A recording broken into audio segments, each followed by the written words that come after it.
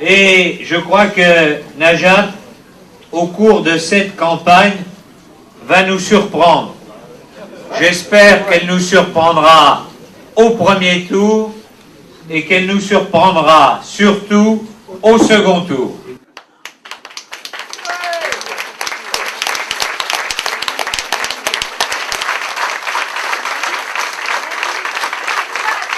Merci beaucoup Gérard. Bien mes chers amis, je suis vraiment émue et très heureuse de vous voir aussi nombreux ce soir. En plus, on s'y est pris en quelques jours, alors je mesure d'autant plus l'effort que vous avez tous fait. C'est un grand réconfort pour moi, pour nous avec Jérôme, mais c'est aussi un grand encouragement pour mener cette nouvelle bataille des législatives. Je voudrais avant toute chose, si vous me le permettez, adresser tous mes remerciements les plus sincères aux militants et aux sympathisants qui m'ont soutenu, qui m'ont encouragé, notamment ces dernières semaines où j'ai été, vous le savez, un peu emportée par la campagne présidentielle. Ils ont toujours été présents et je leur en sais vraiment gré. Ce soir, j'ai envie de vous le dire, vous savez, je n'ai pas 30 ans, je fais partie de cette génération qui est née après les 30 glorieuses et qui n'a, à quelques exceptions près, jamais connu ni la croissance ni le plein emploi. C'est vous dire si je comprends le désespoir de beaucoup et en particulier de ces 150 000 jeunes qui sortent chaque année du système scolaire sans qualification et qui se retrouvent avec un taux de chômage de 40% 2 ans plus tard. Est-ce que ce sont tous des fainéants, des profiteurs, des assistés, comme l'a si bien dit Nicolas Sarkozy pendant cette campagne? Je ne le pense pas. Ce qui a été dit a laissé des traces profondes et nous donne envie de prouver le contraire. C'est pour ça que nous nous battrons.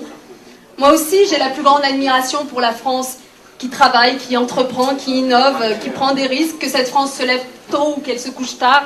Mais je sais aussi, pour l'avoir vécu personnellement, je sais que les mots école républicaine, solidarité, protection sociale ne sont pas juste des formules incantatoires, que c'est ce qui permet l'ascension sociale et que c'est ce pourquoi nous devons nous battre. Je vous le disais, je fais donc partie de cette jeunesse qui veut avancer, mais qui est inquiète.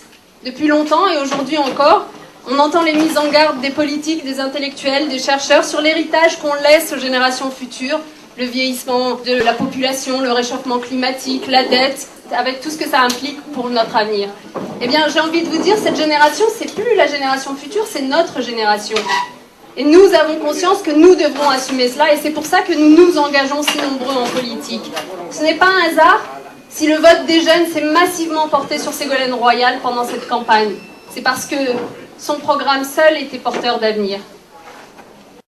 Pour ma part, je crois à une Assemblée nationale utile au pays, en particulier lorsqu'elle est un contre-pouvoir.